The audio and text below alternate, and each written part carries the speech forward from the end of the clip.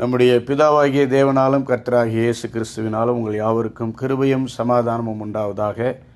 இந்த ஆராதனை வேளையிலே, இந்த திருவிருந்து ஆராதனைக்கு நாம் ஆயத்தப்படுகிற இந்த நாளிலே கர்த்தர் தம்முடைய பரிசுத்த ஆவியினாலே நம்மை நிரப்பி உணர்த்தி கற்றுக் கொடுத்து நம்மை பரிசுத்தமாக்கி பண்படுத்தி ஆசீர்வதித்து வழிநடத்துவாராக.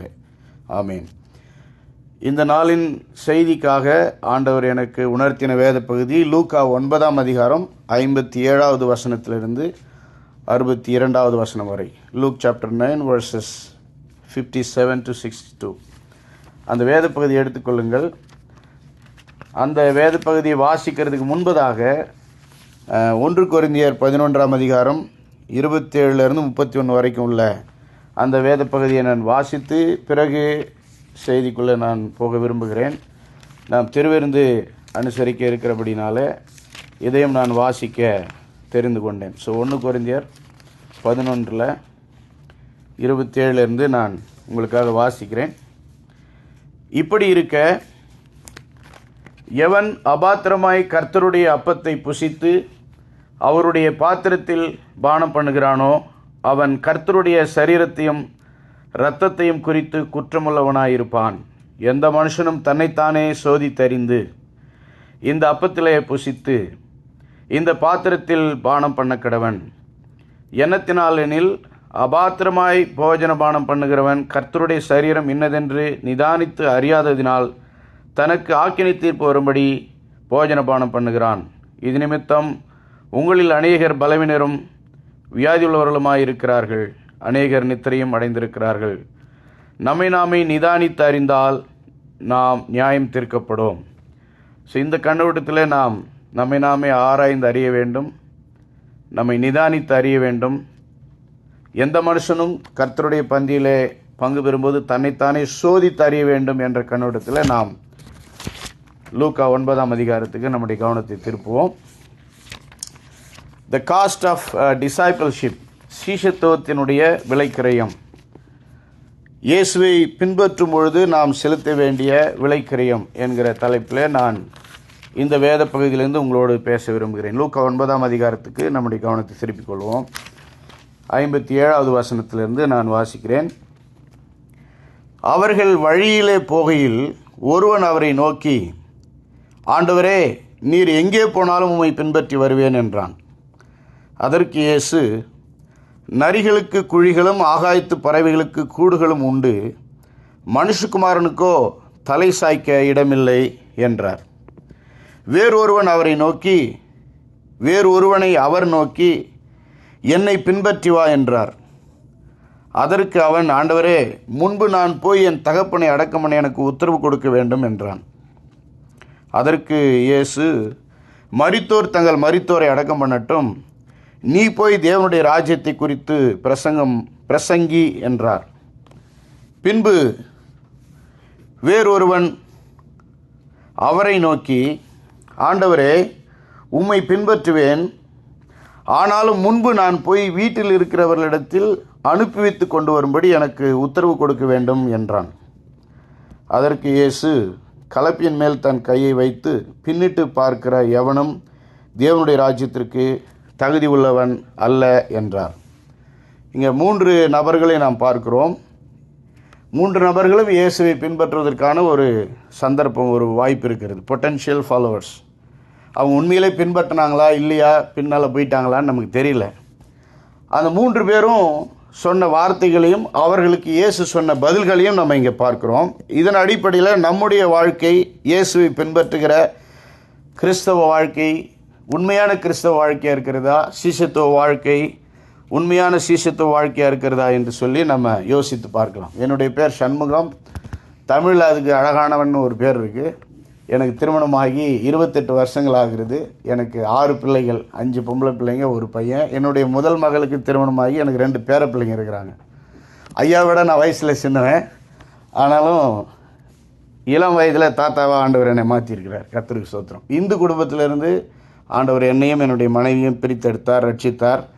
நாங்கள் ரட்சிக்கப்பட்ட நாளிலிருந்து ஊழியத்தில் இருக்கிறோம். கர்த்தர் எங்களை அவருடைய சீடர்களாக ஆசீர்வதித்து வருகிறார். இன்றைக்கி உங்களுடைய திருச்சபையில் உங்களோடு சேர்ந்து ஆராதிக்கவும் ஜெபிக்கவும் ஐயா ஊழியக்காரர் அவர்களும் நீங்களும் சேர்ந்து கொடுத்த இந்த நல்ல ஒரு வாய்ப்புக்காக நான் ஆண்டவரை துதிக்கிறேன். உங்களை விட எனக்கு நிறைய தெரியும் அப்படிங்கிற கண்ணோட்டத்தில் நான் பேசாமல், நாம் எல்லாரும் சேர்ந்து கொடுக்கப்பட்ட இந்த நாளில் கர்த்தருடைய வார்த்தையை நாம் சிந்திக்கலாம் என்கிற ஒரு சகோதரத்துவத்தில் நான் உங்களோடு கூட பேச விரும்புகிறேன்.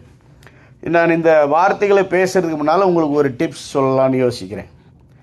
வேர்டு அப்படிங்கிற வேர்டுக்கு, வார்த்தை என்கிற வார்த்தைக்கு பைபிளில் 2 கிரேக்க வார்த்தைகள் இருக்கிறது, உங்களுக்கு தெரிஞ்சிருக்கலாம். ஒன்று லோகோஸ், இன்னொன்று ரேமா. லோகோஸ் என்பது எழுதப்பட்ட வார்த்தை, written word of God. Rhema என்பது வெளிப்படுத்தப்பட்ட வார்த்தை, ரிவீல்டு வேர்ட் ஆஃப் காட், அல்லது இன்ஸ்பயர்டு வேர்ட் ஆஃப் காட், வெளிப்படுத்தப்பட்ட தேவனுடைய வார்த்தை, அல்லது உணர்த்தப்பட்ட, உள்ளூதப்பட்ட, ஏவப்பட்ட தேவனுடைய வார்த்தை. நம்ம யோவான் 1:1 பார்க்குறோம். என்ன வசனங்க? ஆதியில் வார்த்தை இருந்தது, அந்த வார்த்தை தேவனிடத்தில் இருந்தது, அந்த வார்த்தை தேவனாக இருந்தது. அங்கே வார்த்தைன்னு வர இடத்துலலாம் லோகோஸ் லோகோஸ் லோகோஸ்ன்ற வார்த்தை இருக்குது. அப்போது ஆண்டவருடைய ஒலிக்கப்பட்ட வார்த்தையாக, எழுதப்பட்ட வார்த்தையாக இயேசு இருந்தார். பிறகு வார்த்தை மாம்சமானார் அப்படிங்கிறத நம்ம 12ஆம் வசனத்தில் பார்க்கிறோம். அதே நேரத்தில் மத்தேயு 4ஆம் அதிகாரம் 4ஆம் வசனத்தில் யாருக்காவது ஞாபகம் இருக்குதா? பிசாசுகிட்ட ஆண்டவர் சொல்கிறாரு, மனுஷன் அப்பத்தினால் மாத்திரமல்ல தேவனுடைய வாயிலிருந்து புறப்படுகிற ஒவ்வொரு வார்த்தையினாலும் பிழைப்பான். அந்த ஒவ்வொரு வார்த்தையினாலும்ன்ற அந்த இடத்துல கிரேக்க மொழியில் ரேமான் இருக்கு. விசுவாசம் கேள்வினாலே வரும், கேள்வி தேவனுடைய வார்த்தையினாலே வரும். ரோமர் 10ஆம் அதிகாரம் 17ஆம் வசனத்தில் வார்த்தையினாலே விசுவாசம் வரும் என்ற இடத்துல ரேமான் இருக்கு. அப்படின்னா வெறுமனே பைபிளை நம்ம அறிவுபூர்வமாய் படிக்கிறதுனால விசுவாசம் வரப்போகிறது இல்லை. அறிவு தான் வரும், தகவல் தான் வரும், இன்ஃபர்மேஷன் தான் கிடைக்கும். ஆண்டவர் எனக்கு இன்னைக்கு என்ன பேசுகிறார், ஆண்டவர் எனக்கு என்ன சொல்ல விரும்புகிறார், ஆண்டவரிடத்திலிருந்து இன்றைக்கான இந்த சூழ்நிலைக்கான இந்த நேரத்திற்கான பிரத்யேகமான செய்தி என்ன, what is the specific message word from God for this situation அப்படின்னு நீங்கள் கேட்டு பெற்றுக்கொண்டால்தான் அதுதான் ரேமா. அந்த உணர்த்தப்பட்ட, உள்ளூதப்பட்ட, ஏவப்பட்ட வார்த்தையினால்தான் விசுவாசம் உண்டாகும், சத்தியத்தில் வளர முடியும், பலப்பட முடியும், ஆண்டவர் சொல்றது புரிஞ்சிக்க முடியும், கிறிஸ்தவ வாழ்க்கை வாழ முடியும். வேத பாடத்தினால், வேத அறிவினால், பைபிள் காலேஜில் படித்ததினால், புஸ்தகத்தில் படித்ததினால், யாரோ பேசுவதை கேட்டதினால நம்ம வாழ போறதில்ல. கர்த்தர் எனக்கு என்ன பேசுகிறார், எனக்கு என்ன உணர்த்துகிறார் என்கிற தேவனிடத்திலிருந்து வருகிற உணர்த்துதலினாலே, வெளிப்பாட்டினாலே, சத்தியத்தினாலே தான் நாம் வாழ்கிறோம். என்னைக்கெல்லாம் நமக்கு ரெவலேஷன் கிடைக்கலையோ, சிலருக்கு அந்த வார்த்தை படிக்கிறதுல கிளாரிட்டி ஆஃப் ட்ரூத்னு சொல்லலாம், சத்திய தெளிவு கிடைக்கவில்லையோ, அல்லது ஆண்டவரிடத்திலிருந்து ஒரு உணர்த்துதல், ஏவுதல், ஒரு செய்தி, ஒரு வார்த்தை, ஒரு கரு கிடைக்கவில்லையோ, அன்றைக்கி நம்ம ஆவியில் பட்டினியாக இருக்கிறோம். ஆன்மீகத்தில், நம்ம சத்தியத்தில் நம்ம பட்டினியாக இருக்கிறோம்.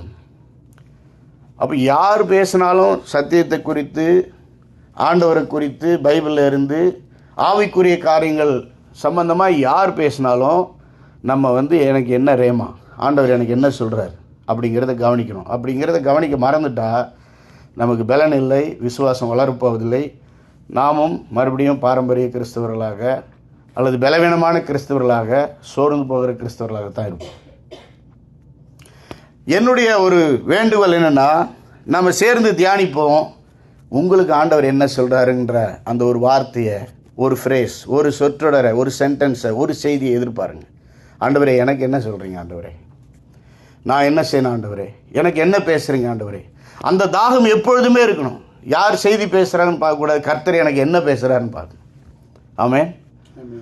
நல்ல பிதாவே, இந்த மாலை நேரத்தில் நாங்கள் இணைந்து ஜெபிக்கிறோம். எங்களோட பேசும் ஆண்டவரே, எங்களுக்கு சொல்லுங்க ஆண்டவரே, எங்களுக்கு உணர்த்துங்க ஆண்டவரே. நீங்கள் உயிருள்ள தெய்வம் ஆண்டவரே, நீங்கள் பேசுகிற தேவன் ஆண்டவரே. உங்களுடைய வார்த்தையை தியானிக்கிற நேரத்தில் எங்களுக்கு வெளிச்சம் கொடுங்க, எங்களுக்கு உணர்வு கொடுங்க, எங்களுக்கு உங்களுடைய செய்தியை கொடுங்க. ஒவ்வொரு நபர்களுக்கும் எங்களுக்கு தனிப்பட்ட முறையில் நாங்கள் என்ன செய்யணும், செய்யக்கூடாது என்று உணர்த்துங்க ஆண்டவரே. நீங்கள் அப்படி செய்கிறதுக்காக நன்றி செலுத்துகிறோம், இயேசுவின் நாமத்தினாலே ஆமென். இப்போ நம்ம அந்த 3 கேரக்டர் பார்க்கலாம் பாருங்கள். லூக்கா 9ஆம் அதிகாரத்தில் முதல்ல இயேசு கிறிஸ்து வழியில் போயிட்டுருக்கார், அவருடைய சீடர்கள் இருக்கிறாங்க கூட. அதுக்கு முன்னால் மறுரூப மலைக்கு போய் தன்னை வெளிப்படுத்தியிருக்கார். அங்கேருந்து இறங்கி போயிட்டுருக்காங்க. வழியில் ஒருத்தனை பிசாசு துரத்த முடியலன்னு சொல்லி அதெல்லாம் பேசியிருக்கிறாங்க. ஸோ கூட்டமாக இயேசு ஊழியத்தில் போயிட்டே இருக்கிறார். போய்கிட்டு இருக்கும்பொழுது ஒருத்தன் வாலண்டியராக வரான், தன்னார்வமாக வந்து ஆண்டவரிடத்தில் கேட்குறான். என்ன கேட்குறான்? அந்த வசனத்தை பார்க்கலாங்களா? 57வது வசனம் ரொம்ப அற்புதமான ஒரு வார்த்தை. ஆண்டவரேன்னு கூப்பிட்றான். நீர் எங்கே போனாலும் உம்மை பின்பற்றி வருவேன். நீங்கள் என்றைக்காவது அதை சொல்லி ஜெபம் பண்ணியிருக்கீங்களா? ஆண்டவரே நீங்கள் எங்கே அனுப்பிச்சாலும் போவ ஆண்டவரே, எங்கே கூப்பிட்டாலும் வருவ ஆண்டவரே, என்ன சொன்னாலும் செய்வ ஆண்டவரே. யாராவது சொல்லி ஜெபிச்சிருக்கீங்க? அவருங்க ஐயா ஜெபிச்சிருக்காரு. நான் கூட 12 வயசுலேயே 13 வயசுலேயே ஜெபம் பண்ணியிருக்கிறேன். நீங்கள் எங்கே போக சொன்னாலும் போகிற ஆண்டவரே, என்ன சொன்னாலும் செய்கிற ஆண்டவரே அப்படின்னு ஜெபம் பண்ணியிருக்கிறேன். அதை பற்றி டைம் இருந்தால் கடைசியாக நான் ஒரு 5 நிமிஷம் சொல்கிறேன். பாருங்க, எவ்வளோ பேர் நம்ம சொல்லாத ஒரு வார்த்தை, நம்ம ஜெபிக்காத ஒரு ஜெபம், எவ்வளோ பெரிய ஒரு ராயல் ரிக்வெஸ்ட் பாருங்கள். ஒரு ஹை லெவல் ரிக்வெஸ்ட்டில் என்ன வார்த்தை இல்லை. ஒருவேளை நம்ம அதை சொல்லி ஜெபிக்கணும்னு நான் நினைக்கிறேன். ஆண்டவரே நீங்கள் என்ன சொன்னாலும் செய்கிற ஆண்டவரே, எங்கே அனுப்புனாலும் போகிற ஆண்டவரே. அதுதான் உண்மையான கமிட்மெண்ட். Fully surrendered life. கேட்குறதுக்கு பார்க்குறதுக்கெல்லாம் நல்லா தான் இருக்குது அவன் சொன்னது. ஒருவேளை இயேசுநாதர்கிட்ட இப்படி சொல்லும்போது அவர் என்ன சொல்லியிருந்துருக்கணும்? பா எங்கேப்பா இருந்த நீ, உன்னை தான்ப்பா தேடிக்கிட்டு இருந்தேன். எல்லாம் வரானுவ போகிறானுவ சாப்பிட்றானுவ, எவனும் கூட நிற்க மாட்டேங்கிறான். ஒரு 4 பேர் இருக்கானோ, அவனுக்கு இருப்பானுங்களா இல்லையான்னு தெரியல. என்ன ஒரு வார்த்தை! மகனே, சீடனே, நண்பனே, சிநேகிதன், வாடா ராஜா, பா என்ன வார்த்தைப்பா, மனசே குளிருதுப்பா, உன்னை மாதிரி ஆட்களை தான்ப்பா தேடிட்டு இருந்தேன்னு சொல்லியிருக்கணும் இயேசு கிறிஸ்து. அவர் என்ன சொல்கிறாருங்க? நெத்தி அடி அடிக்கிற மாதிரி அடிக்கிறார். பதில் பயங்கரமாக இருக்குது. நறுக்குன்னு இயேசு கிறிஸ்து சொல்கிறாரு. அவர் என்ன சொல்கிறாரு? எங்கே போனாலும் பின்பற்றி வருவேன்னு சொன்னால் அதற்கு இயேசு சம்பந்தமே இல்லாமல் பேசுகிற மாதிரி சொல்கிறார்.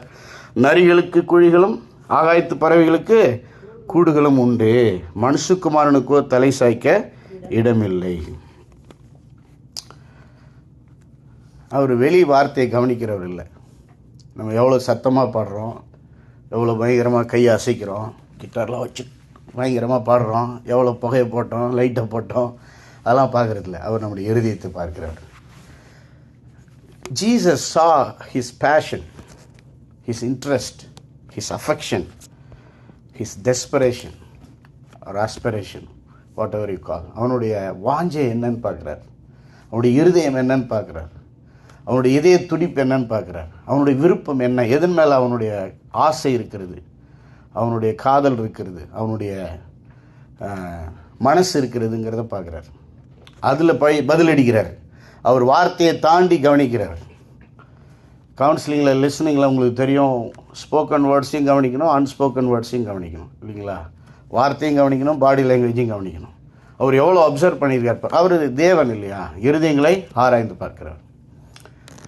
அவர் சொல்கிறாரு, நீ எதுக்கு இது இப்படி சொல்கிறேன்னு தெரியும், நீ உண்மையிலே என் கூட எங்கே போனாலும் வர்றதுக்கு இல்லை. ஏன்னா அதுக்கு முன்னே தான் அவர் ஒருத்தனை வியாதி சுகமாக்கியிருக்கார். அதுக்கு முன்னால் சோறு போட்டிருக்கார். அதுக்கு முன்னால் தன்னை என்னுடைய மகிமை காமிச்சார். அந்த இடத்துல இவங்க எல்லோரும் இல்லை, இவன் இல்லை. இவன் பார்க்குறான், ஏசுனார் கூட போனால் சோறு பிரச்சனையும் இல்லை, எங்கே போனாலும் சாப்பாடு கொடுத்துக்கிட்டே இருக்கார். 3 நாள் மீட்டிங் முடியுது, எப்பா சும்மா அனுப்பாதப்பா, சாப்பாடு கொடுத்து அனுப்புவான்றார். ஒரு வேளை ஓவராக சாப்பிட்டோம்னா கூட, ஏதாவது பிரச்சனையானா கூட ஹீலிங் பண்ணிடுறார். மெடிசின் ப்ராப்ளமும் இல்லை, டாக்டர் பார்க்க வேண்டியதும் இல்லை. சரிங்களா? நம்ம அன்லிமிட்டடாக சாப்பிட்டா கூட அவர் அன்லிமிட்டடாக ஹீல் பண்ணுவார், எந்த பிரச்சனையாலும். இப்போ மனுஷனுக்கு உணவு, உறைவிடம், சுகம் தான் தேவையில்லைங்க, அடிப்படை தேவைகள் சந்திக்கப்படுகிறது. அதுக்கு மேலே ஏசுனார் கூட போனால் ராஜ மரியாதை. தலைவர் அரேஞ்ச் பண்ண சொன்னார், போதகர் அரேஞ்ச் பண்ண சொன்னார்னா பயபக்தியாக கூட்டிகிட்டு போய் மேல் வீட்டாரையை காட்டுறாங்க, பெரிய பெரிய ஹால் கொடுக்குறாங்க இல்லைங்களா? அவர் கூட போனால் என்ன ஆகுது? ஆமாம், கழுத மேலே ஊர்வலம் போகலாம், துணிகளை விரிக்கிறாங்க. அவருக்கு அங்கே கிடைக்கிற மரியாதை, முக்கியத்துவத்தை பார்த்தீங்கன்னா தங்கள் ஆஸ்திகளினால் இயேசுக்கு ஊழியம் செய்கிறாங்க. பண பிரச்சனையும் இல்லை. இதுக்கு மேலே என்ன வேணும்? நல்ல சாப்பாடு, உடம்புக்கு பிரச்சனையான சுகம், அதுக்கு மேலே மரியாதை, தங்கிறதுக்கு நல்ல இடம். அவன் முழுக்க முழுக்க உலக வாழ்க்கை, உலக தேவை, அதை பற்றி தான் யோசிச்சிருக்கான். ஏசுனாரை கூட போனால் எல்லா பிரச்சனையும் சரியாயிடும். இன்றைக்கி பார்த்தீங்கன்னா கன்சியூமரிஸ்டிக் ப்ரீச்சிங், கன்சியூமரிஸ்டிக் ப்ரெசன்டேஷன், அந்த need centred, people centred, man centred ministry தான் நிறைய நடக்குது. கர்த்தர்வன் தேவைகளை சந்திப்பார், அற்புதம் செய்வார், சுகமாக்குவார், விடுவிப்பார், உயர்த்துவார், ஆசீர்வதிப்பார், பெரியவனாக்குவார், பேரை பெருமைப்படுத்துவார். இந்த மாதிரி பேசுகிறவங்க ஆசீர்வதிக்கப்படுறாங்க, பெருமையாக ஆகிறாங்க, உயர்த்தப்படுறாங்க. கேட்டவங்க என்னாச்சுன்னு தெரில. ஆனால் மக்களுக்கு கேட்குறதுக்காக சந்தோஷமாக இருக்குது. நல்லா பேசுகிறாரு, ஆறுதலாக பேசுகிறார், உற்சாகமாக இருக்குன்னு அதை தான் தேடி போகிறாங்க. சத்தியத்தை பேசுனா, உண்மையை பேசுனா, ஆண்டவர் சொன்னதை நேருக்கு நேராக நறுக்கா சுருக்கமாக பேசுனா, இன்னும் இப்படி பேசுகிறாரு, இப்படி பேசுனா எவன் சர்ச்சுக்கு வருவான் அப்படின்னு யோசிக்கிறோம். சத்தியம் நமக்கு பிடிக்கிறதே இல்லை. நான் கர்த்தர் தேவைகளை சந்திக்க மாட்டார்னு சொல்லலை.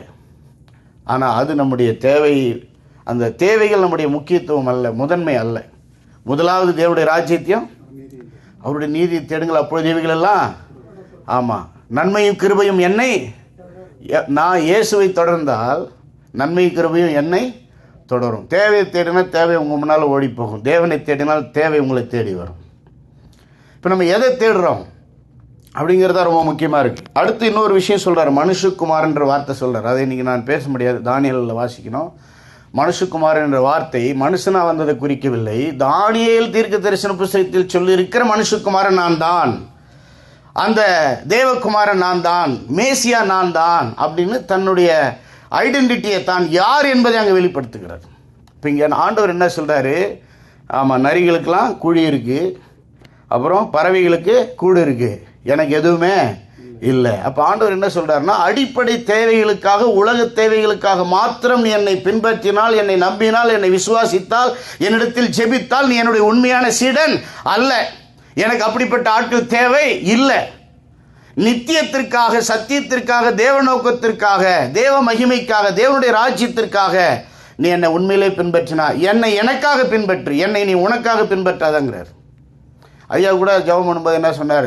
நமக்காகவே ஜெபம் பண்ணிட்டு இருக்கிறோம், அப்படி பண்ணாமல் இன்றைக்கி நம்ம பிறருக்காக ஜெபிக்கலான்னு சொன்னார்.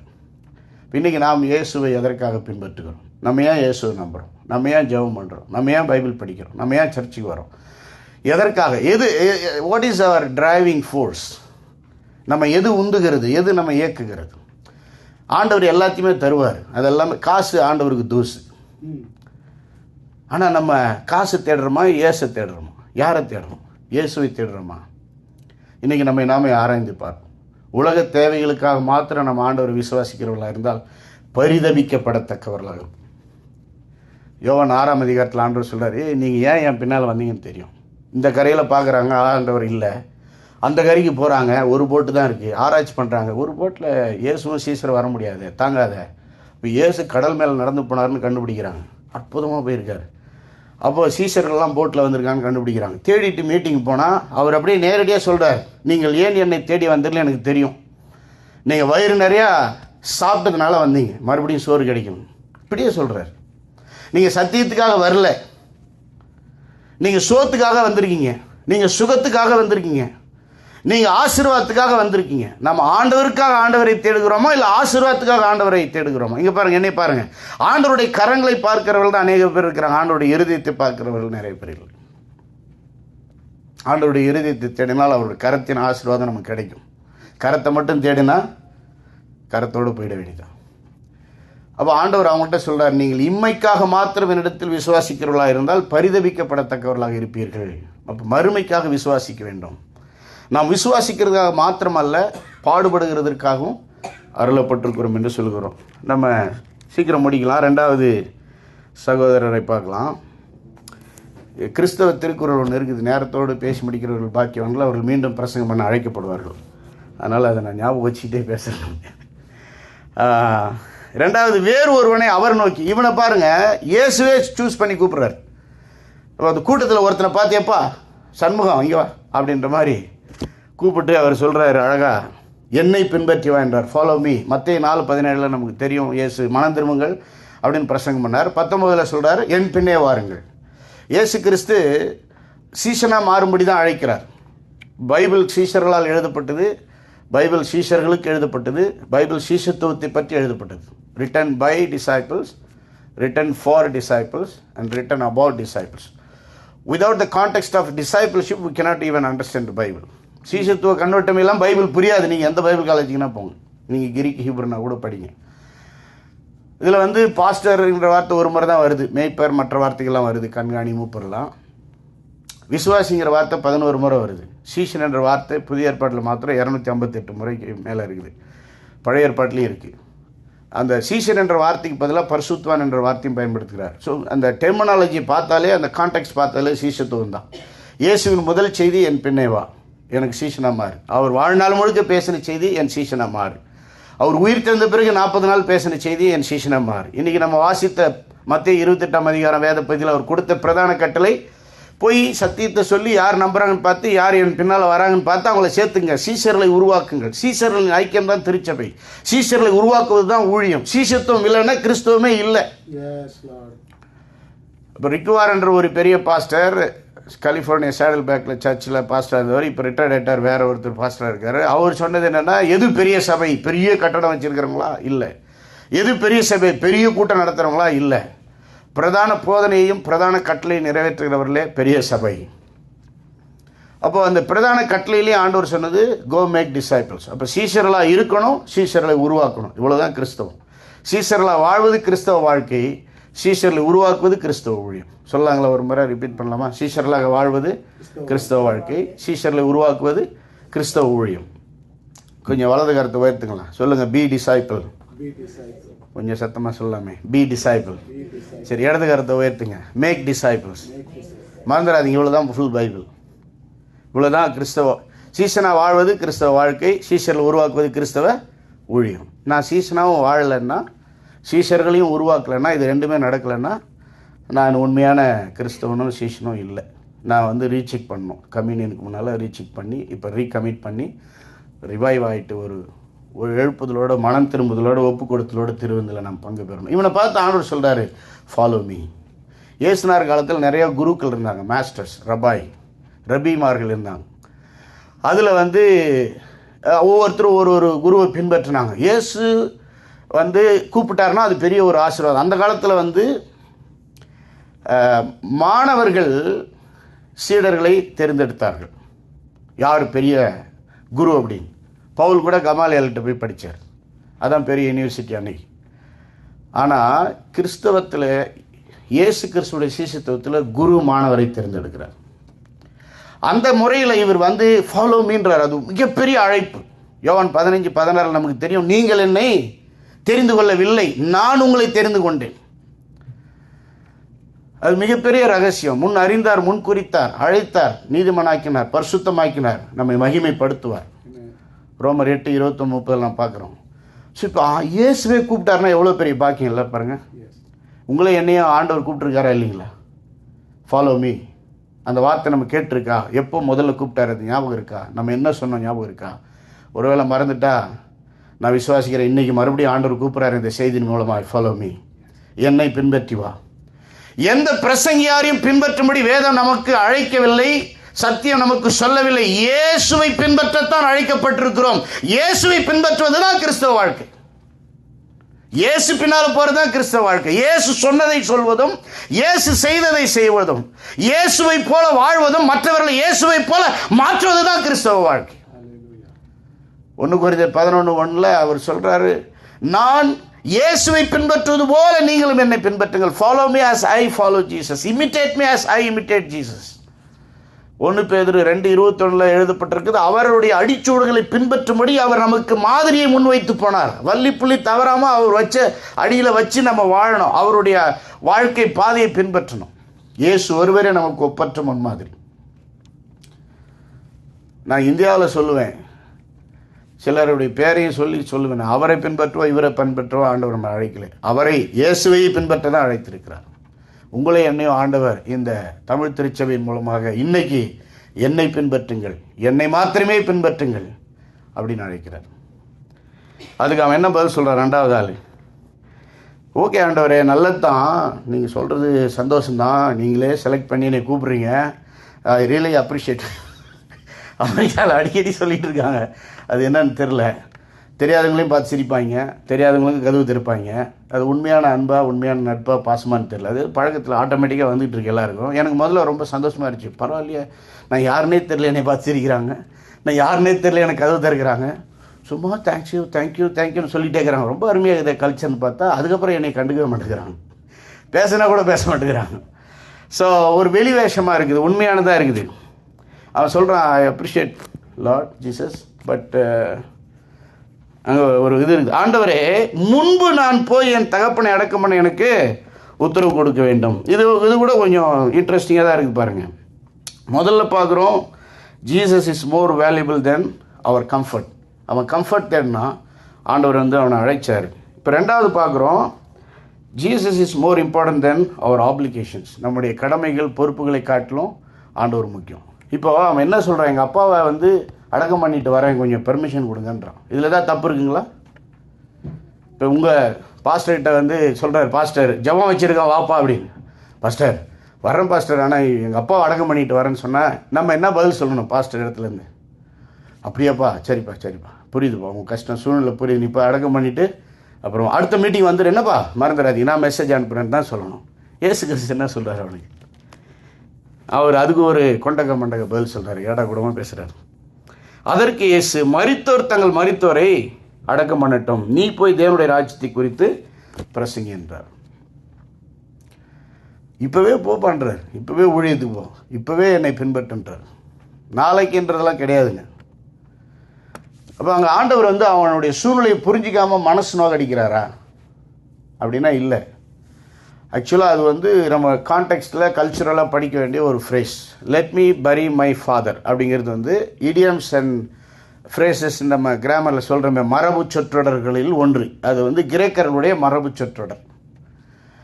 லெட் மீ பரி மை ஃபாதர், என் பிதாவை அடக்கம் பண்ண எனக்கு உத்தரவு கொடுங்க அப்படின்னு சொன்னால் அதுக்கு என்ன அர்த்தம்னா, எங்கள் அப்பன் சாகிற வரைக்கும் நான் போய் இருந்து எங்கள் அப்பன் செத்த பிறகு எல்லா சடங்குகளையும் செஞ்சுட்டு சொத்தெல்லாம் என் பேரில் மாற்றிக்கிட்டு டெத் சர்டிஃபிகேட்லாம் வாங்கி வாரிசு சர்டிஃபிகேட்லாம் வாங்கி பட்டாலாம் வாங்கிட்டு பிறகு வரேன்னு அர்த்தம்.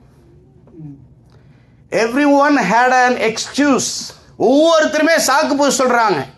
சாக்கு போக்கு சொல்கிறவர்கள் சாதிக்க முடியாது, சாதிக்கிறவர்கள் சாக்கு போக்கு சொல்லுகிறது இல்லை. தேவனுக்கு, சத்தியத்திற்கு, வேதத்திற்கு, ஆண்டவருக்கு, ஆவியானவருக்கு சாக்கு சொல்றவங்க சுகத்தையோ பலத்தையோ எழுப்பதிலையோ ஆசீர்வாதத்தையோ பெற்றுக்கொள்ள முடியாது, ஆண்டவருக்காக பயன்பட முடியாது. கர்த்தர் பேசினா உடனே ஒப்பு கொடுக்கணும், கர்த்தர் உணர்த்தினா உடனே அர்ப்பணிக்கணும். சாக்கு போக்கே சொல்லக்கூடாது, தள்ளவே கூடாது. தள்ளி போடுதலை தள்ளி போடுங்கள், அதுதான் முக்கியமானது. இவன் என்ன சொல்கிறான், எனக்கு விருப்பம்தான், ஆனால் என் சொத்தெல்லாம் போயிடுமே, எனக்கு ஒன்றும் உள்ள சொத்தை நான் எப்படி விட்டு வர்றது, அது எங்கள் அப்பனுடைய சொத்து, எனக்கு அடுத்து வரணும்.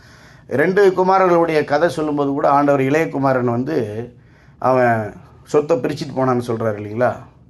ஸோ அந்த சொத்துரிமை பற்றி அவன் பார்க்குறான். இன்றைக்கி நிறைய பேர் நம்ம என்ன பண்ணுறோம் அப்படின்னா, உலகத்தினுடைய ஆசீர்வாதங்கள், உலகத்தினுடைய வேலைகள், அதாவது நான் வேலையெல்லாம் செஞ்சுட்டு சம்பாதிச்சுட்டு வீடு வாங்கிட்டு கார் வாங்கிட்டு கடமைகள்லாம் செஞ்சுட்டு பிள்ளைகளை கல்யாணம் பண்ணிவிட்டு பிறகு ஊழியத்துக்கு வரேன், பிறகு ஜபத்துக்கு வரேன்.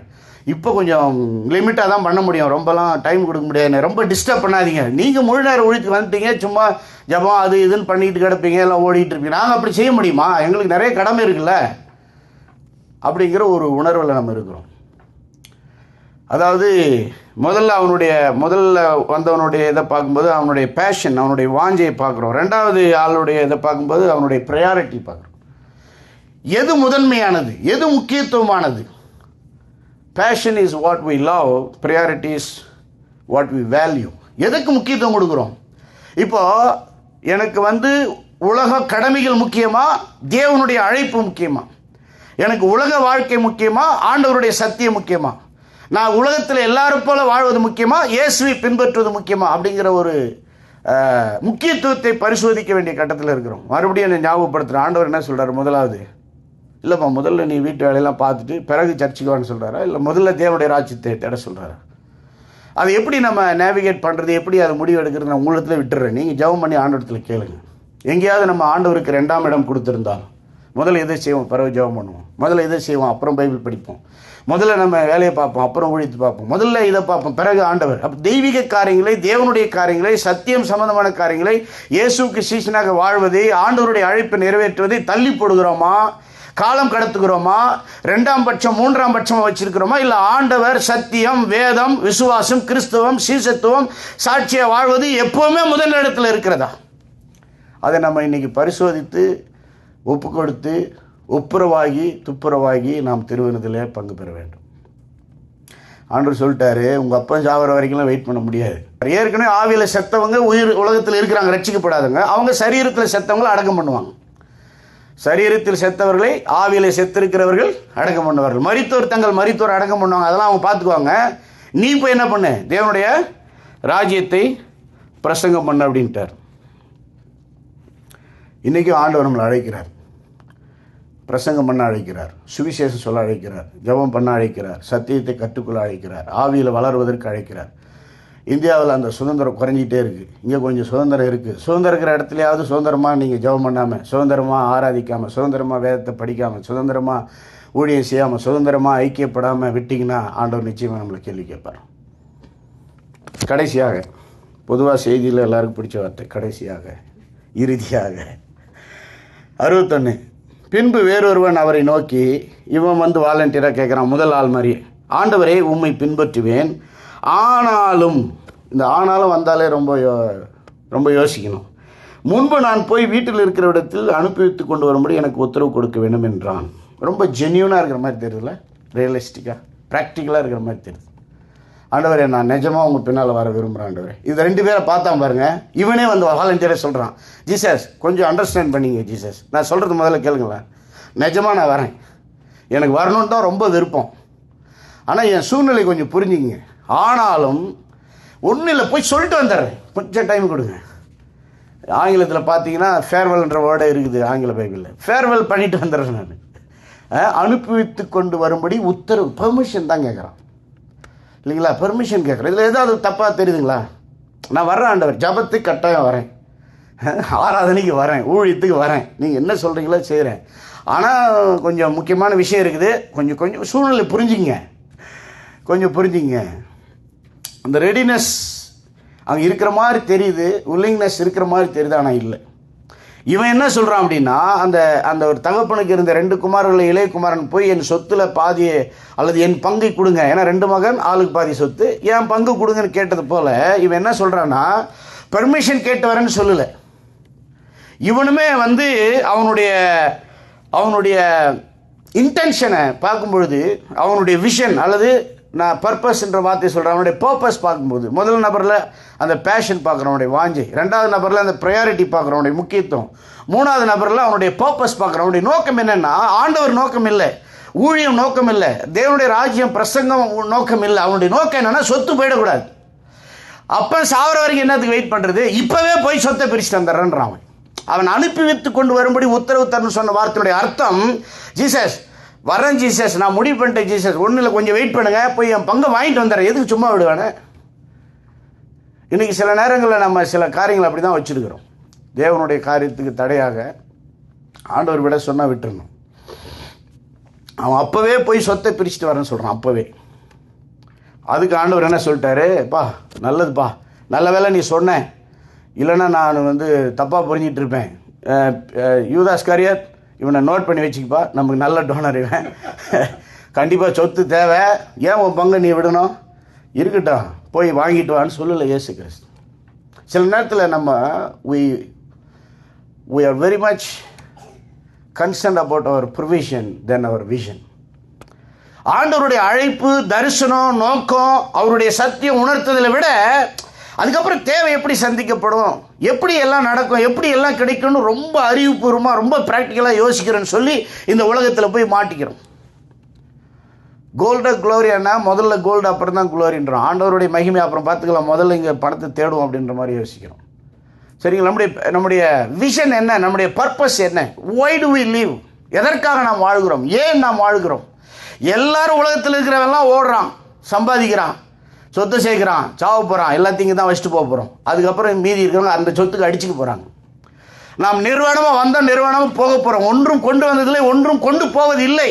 உண்ணவும் உடுக்கும் இருந்தால் போதும் என்று எண்ணுங்கள்னு பைபிள் சொல்லுது. அதுக்கு மிஞ்சினது எதுவுமே கிடையாது. நாம் அதை தாண்டி அவர் உறைவிடத்தை கூட சொல்லவே இல்லை. அவர் சாப்பாட்டையும் துணியும் தான் சொல்லியிருக்கார். உங்களுக்கு இன்னது தேவை என்று உங்கள் பரமபிதா அறிந்திருக்கிறார் சொல்கிறார். நம்முடைய பேஷன், நம்முடைய வாஞ்சை எதன் மேல் இருக்கிறது? உலகத்து மேல் இருக்கிறதா, இயேசுவின் மேல் இருக்கிறதா? நம்முடைய ப்ரையாரிட்டி யாராக இருக்கிறது? இயேசுவாக இருக்கிறதா? வேதமாக, சத்தியமாக, ஆன்மீக வாழ்க்கையாக இருக்கிறதா? அல்லது எல்லாரையும் போல வாழக்கூடிய உலக வாழ்க்கையாக இருக்கிறதா? நம்முடைய உரிமைகள், நம்முடைய கடமைகள் என்று இருக்கிறதா? நம்முடைய பர்பஸ், நம்முடைய நோக்கம் என்னவாக இருக்கிறது? இயேசுவாக இருக்கிறதா, தேவனாக சபையாக ஊழியமாக இருக்கிறதா, பிரதான கட்டளையாக இருக்கிறதா? எது பிரதானமாக இருக்கிறது? குடும்பம் முக்கியம்தான். ஃபிசிக்கல் ஃபேமிலி, ரிலேஷன்ஷிப்ஸ் ரொம்ப முக்கியம். ஆனால் ஸ்பிரிச்சுவல் ஃபேமிலி அதோட முக்கியம். ஏன்னா இது இங்கே முடிஞ்சிடும். ஃபிசிக்கல் ஃபேமிலி, ஸ்பிரிச்சுவல் ஃபேமிலி அங்கே வரைக்கும் தொடரும். நித்திய உறவு, சத்திய உறவு, நீங்காத உறவு, மறையாத மாறாத உறவு.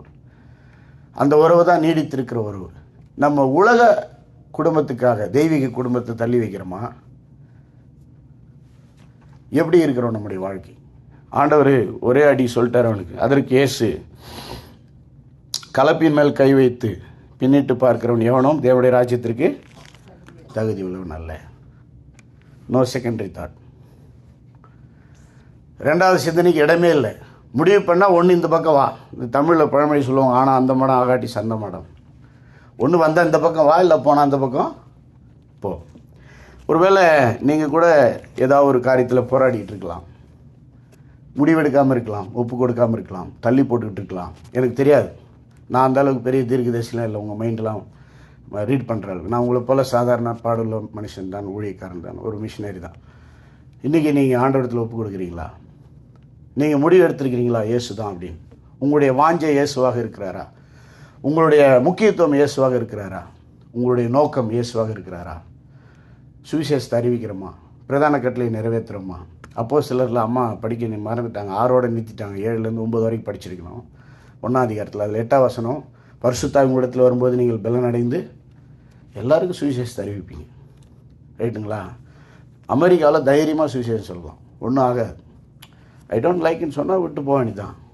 ரைட்டு? யாரையும் கட்டாயப்படுத்தணும் அவசியம் இல்லை. ஆனால் தொடங்கலாம், பேச ஆரம்பிக்கலாம். என்னுடைய அமெரிக்கன் ஃப்ரெண்ட்ஸ்க்கெலாம் நான் என்ன சொல்கிறேன்னா, நீ பல நாட்டுக்கு போக தேவையில்ல, பல நாடு உன் வீட்டுக்கு வருது, உன் வாசலில் வருது. தைரியமாக சொல்லு சுவிசேஷத்தை, சந்தோஷமாக சொல்லு, நன்மை செஞ்சு உறவுகளை உருவாக்கி நட்புகளை உருவாக்கி சொல்லு. எனக்கு 13 வயசு இருக்கும். நான் பலமுறை புதிய ஏற்பாடை திரும்ப படிச்சுட்டு இருக்கிறேன். ஒரு நாள் படிச்சுட்டு இருக்கும்போது மத்தேயு 10ஆம் அதிகாரம் 34லேருந்து 39 வரைக்கும் என் மனசு அப்படியே நின்றுச்சு. அதுக்கு மேலே படிக்க முடியல. 7ஆவது இன்னும் படிச்சுட்டு இருக்கிறேன், நின்று போச்சு. ஏசுனார் என்னை பார்த்து நேராக கேள்வி கேட்குற மாதிரி இருக்குது. என்னப்பா, உங்கள் அப்பா அம்மா, கூட பிறந்தவங்க, உங்கள் சொந்த பந்தம், பிற்காலத்தில் நீ பெரியவனாய் கல்யாணம் பண்ண போகிற மனைவி, உனக்கு பிறகு போகிற பிள்ளைங்க, எல்லாரை விட உன் உயிரை விட என்னை அதிகமாக நேசிக்கிறியா அப்படின்னு கேட்குற மாதிரி இருக்குது அந்த வசனங்கள்.